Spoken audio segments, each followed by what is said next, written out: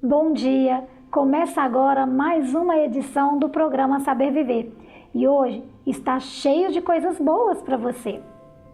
Uma ginecologista vai nos falar dos riscos que nós mulheres corremos e nesse clima saudável, o repórter do Contorno de BH, Ícaro Ambrosio, irá falar de carnaval e mostrar algumas opções de fantasia para a maior festa popular do ano. Quem está de volta à sua tela é o médico cirurgião plástico Dr. Tiago Marra, que recebeu a nossa repórter Maíra Duarte para mostrar um bloco cirúrgico. E quem não pode faltar é a nossa colunista Ingrid Vilela. Aproveitando esse clima tão gostoso, quero convidar você a cuidar da sua saúde na Clínica Melissa Costa, cheio de tratamentos faciais e corporais para a sua beleza. Não deixe de entrar em contato. Aproveite todas as nossas promoções de verão. E você, não saia daí, porque o Saber Viver está apenas começando.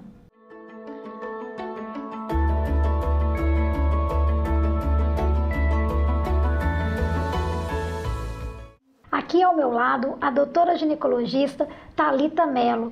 Thalita é da clínica do Dr. Penchel.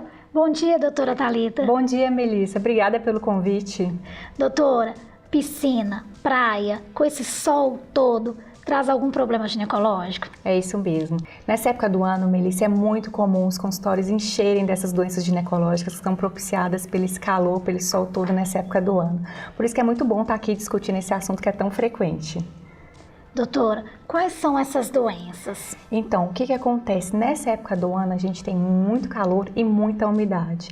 Então, esse ambiente, ele favorece um crescimento muito propício para os germes dentro da nossa região íntima. E aí, o que acontece? A gente tem vários sintomas que acontecem que a gente procura sempre um ginecologista para aliviar essas urgências ginecológicas decorrentes ao verão. A principal delas é esse calor, esse abafamento, em que esse crescimento excessivo de germes faz com que, então, a gente tenha sintomas muito característicos, que é aquele coceira, aquela ardência, aquele corrimento intenso. E para isso, o que a gente tem que fazer? A gente tem que tomar cuidados e medidas para que isso não aconteça e estrague o nosso verão. Tá certo? A principal causa que eu sempre falo para minhas pacientes é evitar o que? Roupas muito aquecidas, muito apertadas. Então, usar roupas leves, roupas confortáveis, tecidos claros. Isso é muito bom para evitar esse aquecimento na nossa região íntima. E lembrar também que a gente usa muito shortinho também. E shortinho jeans é a mesma coisa que calça jeans, então a gente deve evitar. Não tem diferença, né? Exatamente. Então use um shortinho leve, um tecido mais leve para não ficar tão quente, tão abafado assim nesse verão. E doutora, umidade é um problema sério, não é mesmo? Umidade, sim, sem dúvida é um problema muito sério, porque calor e umidade, o que acontece? Brotam germes no nosso corpo inteiro. E a umidade está muito relacionada com o biquíni molhado, né? Quem não resiste uma praia, uma piscina nesse verão, ainda mais nesse calor de quase 40 graus, né? Então, o que acontece? A gente acaba nos expondo a uma umidade desnecessária, porque aproveitar a piscina é muito bom, passar o dia, né, na praia, o que foi, é muito bom, mas permanecer com esse biquíni molhado tá o problema, na verdade, né? E quais são os cuidados, então, que deveremos tomar? Então, quando a gente for à praia ou à piscina, a gente vai trocar aquele biquíni assim que a gente não for mais utilizar essa água. Por exemplo, você passa o dia inteiro na piscina, depois você vai para um happy hour no barzinho. Então, nesse momento que você sabe que você não vai voltar, então você tem que trocar o seu biquíni. Então, você já leve na sua bolsa lá uma calcinha, uma outra roupa para você usar, para você se divertir o resto do dia. Outra coisa muito importante também é depois, então, que você chegar em casa, você lavar esse biquíni, porque imagine, ele estava na água super suja, super contaminada, seja piscina ou praia, o que for. Então é preciso lavar esse biquíni e não deixar ele exposto também secar no banheiro, que também é um ambiente muito úmido e a gente quer evitar a umidade. Então deixe ele secar no sol direitinho a noite inteira e no dia seguinte, se possível, você troque de biquíni ou use esse mesmo biquíni já seco. Eu acho que essa dica é muito importante, porque o que nós mulheres mais fazemos é lavar debaixo do chuveiro e deixar ele lá num ambiente super, um ambiente que não é favorável para isso. Então sempre deixe secar ao sol. E tem uma dica também, não só essa questão da piscina também. Tem mulheres que gostam muito de lavar roupa íntima também no banheiro. Tudo bem, não é recomendável, mas pelo menos que seque ao sol. É, doutora, eu tô vendo que esse papo nosso vai longe. É isso mesmo, eles têm muito assunto ainda para discutir. Eu gostaria de te convidar para assistir conosco a reportagem da Maíra Duarte. Ela visitou um bloco cirúrgico com o Dr. Tiago Marra. Maíra, é com você. Ei, Melissa, bom dia. Você quer saber por que eu estou vestida assim? Por trás dessa porta aqui tem um bloco cirúrgico e quem está esperando a gente lá atrás é o Dr. Tiago Marra. Ele é cirurgião plástico e vai contar tudo sobre cirurgia plástica, os instrumentos e como que é realizada a cirurgia. Vamos lá conferir? Tudo bem? Bom dia! Bom dia, que bom vocês terem vindo aqui. Obrigada por receber a equipe novamente para falar de um assunto tão comentado que é a cirurgia plástica. Doutor, primeiramente eu quero saber quais são os procedimentos mais comuns que você realiza aqui e os que demandam mais esforços? Bom, o Brasil é muito conhecido, né, por fazer diversos procedimentos em cirurgia plástica. A gente faz muita colocação de prótese de silicone, muita rinoplastia, muito mamoplastia, que é o levantamento das mamas. Tem a abdominoplastia também, né, aquelas mulheres que já tiveram filho, têm flacidez. Então, todos esses são muito comuns. O Brasil é destaque no silicone e na lipoaspiração, né? Com qual frequência que você faz esses procedimentos aqui? Bom, todos os dias nós temos cirurgias, né? Em média 2, 3, dependendo da época. Tem épocas que são mais cheias, por exemplo, agora no mês de fevereiro, antes do carnaval, o movimento cresce.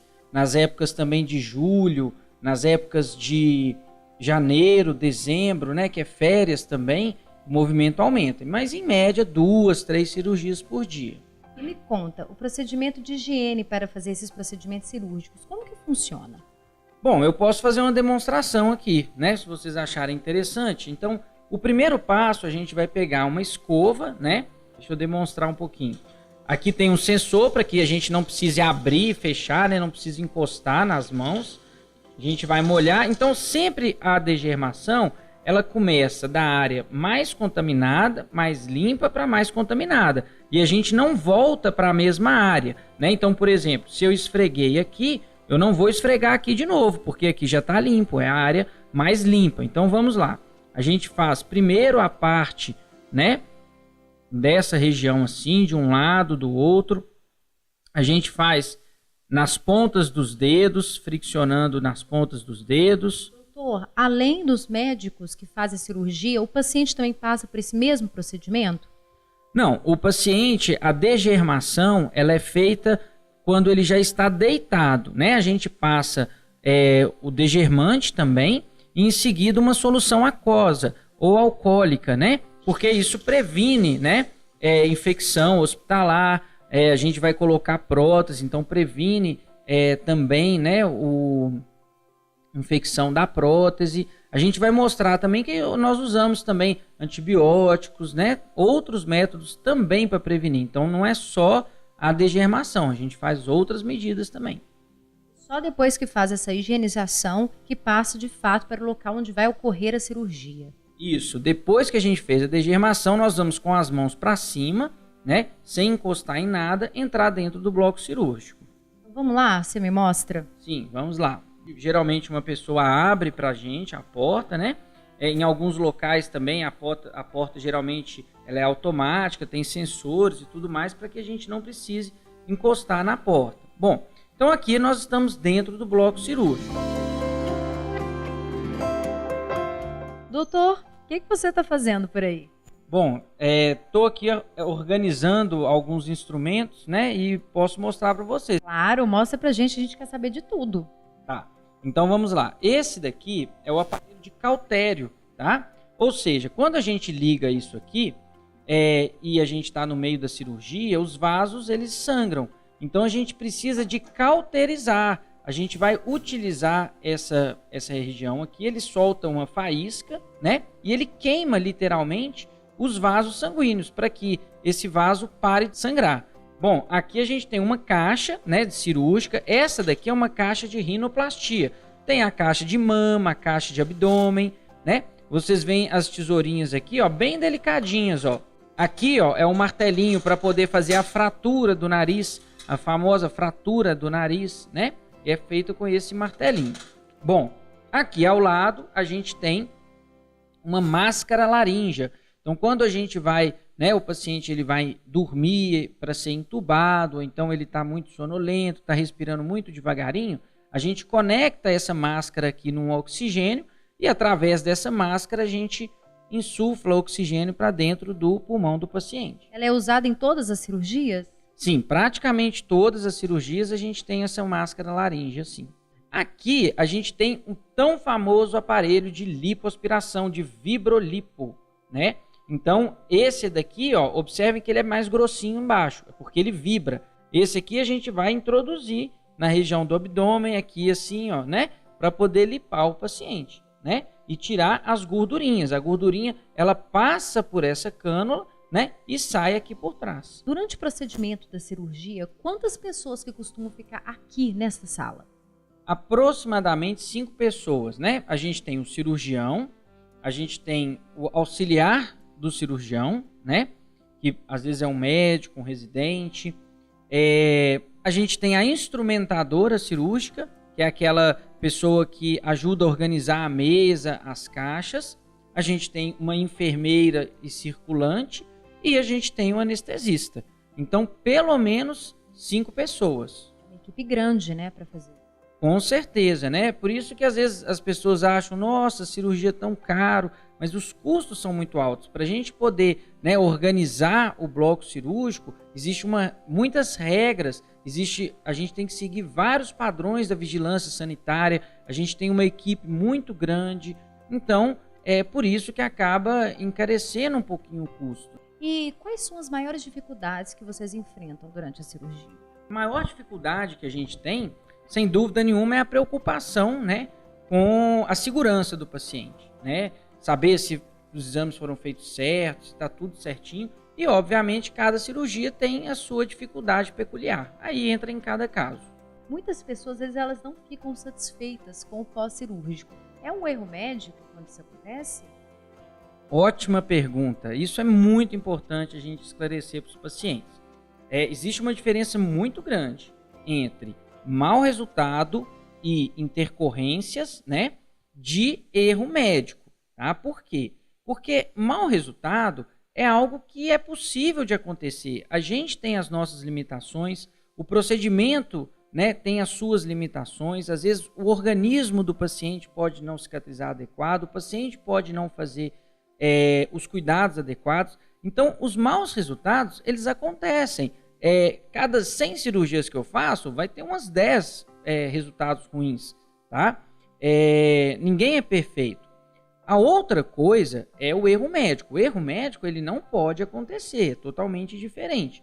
O erro médico, ele tem que ser caracterizado por imperícia, imprudência ou negligência. Então, só a título de exemplo, o que seria uma negligência? Por exemplo, eu deixar de solicitar os exames pré-operatórios e operar um paciente, por exemplo, que está com hemoglobina baixa. Isso é uma negligência, isso não pode acontecer. Então, só a título de exemplo para saber, né, que erro médico é totalmente diferente de resultado insatisfatório. Pessoal, cirurgia plástica tem resultado insatisfatório. Vocês precisam estar cientes disso antes de fazer uma cirurgia. Por falar em reparo, alguns procedimentos precisam ser realizados depois ou todos são permanentes? Bom, o objetivo é que a gente consiga um resultado satisfatório com uma cirurgia só, né? Mas, ao longo do tempo, o processo de envelhecimento ele continua ocorrendo. Então, muitas cirurgias, né, depois de anos, elas precisam ser realizadas novamente. Por exemplo, a prática do implante de silicone, ele precisa ser refeito por causa da prótese? Uma pergunta também muito comum, antigamente as próteses tinham validade, tá, de 10 anos. Hoje em dia isso não existe mais, as próteses são revestidas com 7 camadas. Então, o que se faz é um acompanhamento com ultrassom de 5 em 5 anos. Se tiver tudo bem com a prótese, pode continuar, não tem problema nenhum. Doutor, é aqui nessa sala que você muda a autoestima das pessoas, a aparência e até muda também a vida das pessoas em relação a elas mesmas, né?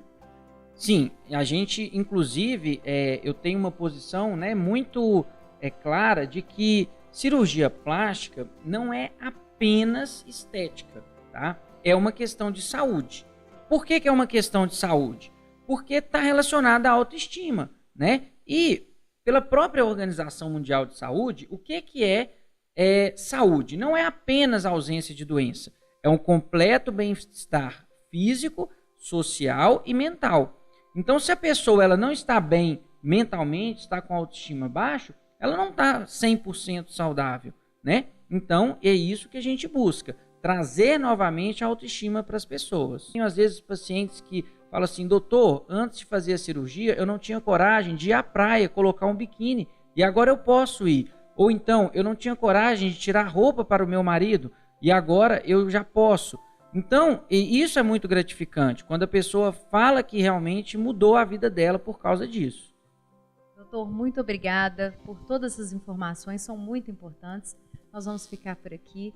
Melissa, é com você. Até o próximo programa. Obrigada, Maíra. Falar de saúde é fundamental, não é mesmo, doutora? É isso mesmo, levar informação é muito bom. Doutora, agora eu quero falar de maus hábitos. Quais devemos evitar? Melissa, nessa época do ano, o principal mau hábito que a gente faz é não tomar água, né? Muito calor, muita umidade faz a gente ficar com sede, e sede já é uma desidratação. Então, antes da gente ficar com sede, a gente tem que hidratar o nosso corpo, porque a água é fundamental para até evitar qualquer tipo de doença. Quando a gente toma bastante água, o que a gente faz? Muito xixi. E o xixi o quê? Também evita infecção urinária, que é muito comum nessa época do ano. Água também evita as infecções ginecológicas, água também faz o nosso intestino funcionar melhor. Tudo isso é um hábito essencial nessa época do ano para evitar essas doenças. Outra coisa importante também é que nessa época do ano a gente consome muito açúcar, principalmente o quê? Sorvete. Quem não gosta de um sorvete nessa época do ano, né? Refresca. Sorvete, picolé, sorvete, petiscos também, que tem uma grande concentração de açúcar, e cerveja, né? O que a gente mais faz hoje em dia é tomar uma cervejinha nesse calor que refresca bastante. Mas o que acontece? Tudo isso tem alta concentração de açúcar. E aonde tem açúcar, aonde tem umidade, aonde tem calor, o que? Crescimento de germes. E aí a gente tem essa época do ano, essa explosão de doenças ginecológicas. E não evitando esses hábitos, doutora, quais doenças são mais comuns? Então, a doença mais comum é o que a gente chama da candidíase, que é um fungo que ama crescer onde tem ambiente quente, úmido, abafado e com açúcar. Então, aquele corrimento que as pacientes relatam com muita frequência, que é coceira muito intensa, aquele corrimento esbranquiçado, bem esverdeado, faz com que, então, ela procure o mais rápido possível uma emergência, um médico, porque é insuportável viver com a candidíase. Outra doença também se chama vaginose. Nesse caso, é uma bactéria que cresce também em região quente, úmida, abafada e cheia de açúcar e fermenta. Quando essa bactéria fermenta, ela libera um odor muito ruim, muito característico também, que a paciente não aguenta, e é uma doença chamada vaginose que motiva também a paciente procurar um médico. O terceiro, então, é a infecção urinária, como eu já falei, pela desidratação. E a última, mais frequente, são as dermatoses. O que são dermatoses? As pacientes também depilam recentemente antes de ir para a praia ou para a piscina. E aí aquela pele muito sensível faz o que? Microfissuras, os germes da areia, daquele ambiente, ou daquela cadeira que todo mundo senta, quando você não protege, pode vir alguns germezinhos e causar aquela irritação na pele do lado de fora. Você falou agora de depilação. E aí eu fiquei curiosa. Qual a sua dica? A depilação total ou a semidepilação? Então, isso é questionável dentro da ginecologia, porque os pelos são para proteção.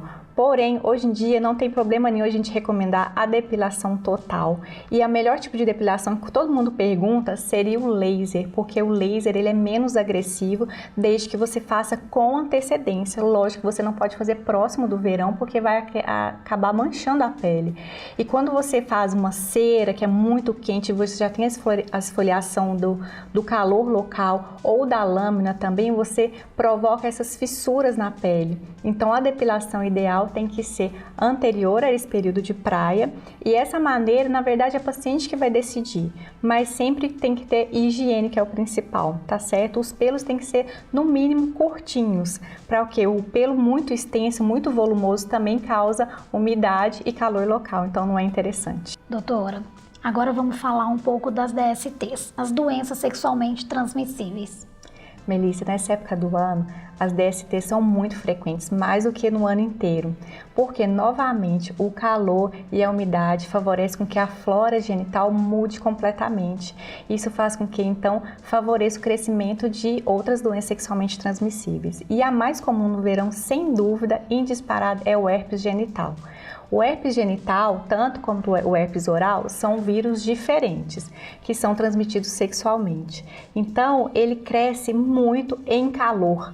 Então, as pacientes que adquiriram herpes em algum momento da vida, seja recentemente ou muitos anos atrás, com o calor e a umidade, esse herpes tem a tendência a desenvolver nessa época do ano. Nós precisamos então abrir bastante os olhos com elas, né? É isso mesmo. Então, a gente precisa o quê? Evitar essas doenças sexualmente transmissíveis. Para isso, fazer todas essas medidas que a gente acabou de falar aqui e usar o preservativo, obviamente. Mas lembrando que o preservativo, ele não vai evitar as doenças do lado externo da região genital.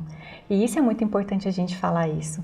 Para isso, então, o que a gente tem que fazer? Evitar, então, parceiros desconhecidos, principalmente porque a gente não conhece a região genital do outro parceiro, que pode favorecer essa transmissão de doença sexualmente transmissível. Mas difícil isso, não, muito doutora? Difícil. É uma medida muito difícil, porque o próprio calor do verão favorece uma sexualidade, né? Então, é muito difícil. A gente tem que, então, ficar muito atentos ao preservativo sempre que possível, de preferência em todas as relações, independente de qual for. E se alguma intercorrência, a gente realmente tem que avaliar e procurar um médico para saber. E a gente consegue identificar se possuímos, então, essa herpes, doutora? Sim, a herpes a gente pode identificar ela através de um exame de sangue, é possível, todo médico pode solicitar, mas ela tem uma característica muito especial nessa época do ano, que são úlcerazinhas, são feridinhas que se multiplicam muito rapidamente e causam uma ardência, uma coceira muito intensa.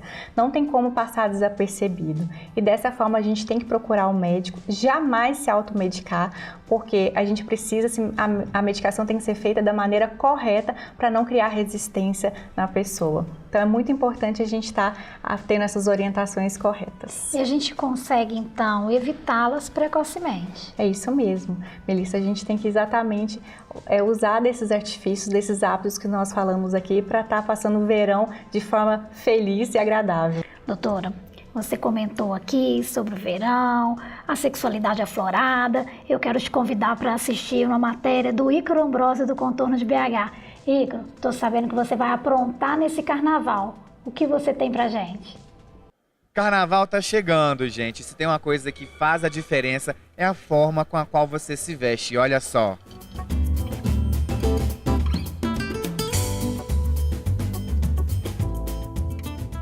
Tem que ter muito brilho, tem que ter muito glitter, tem que ter muita cor. Afinal, carnaval é alegria e nessas horas a gente não dispensa nenhum desses adjetivos que eu acabei de falar aqui, não.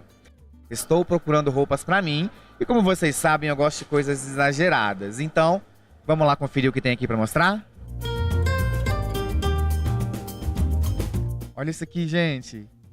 Olha, por exemplo, essa peça aqui. Parece uma sunga, uma cueca, não sei exatamente o que é, mas é bem legal, não é? Olha pra vocês verem. Aqui tem um mundo de coisas diferentes, vocês podem observar.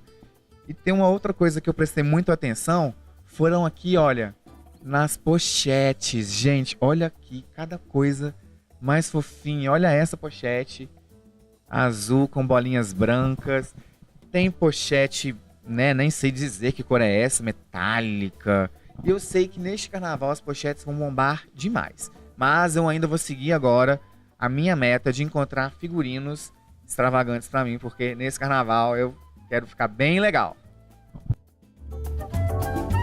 Olha só, já achei uma aqui bem diferentona mesmo e vou separar pra experimentar daqui a pouco, gente, só um minutinho.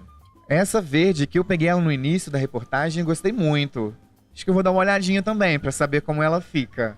Outra coisa também que eu já vi aqui que deve bombar bastante nesse carnaval são arquinhos, né?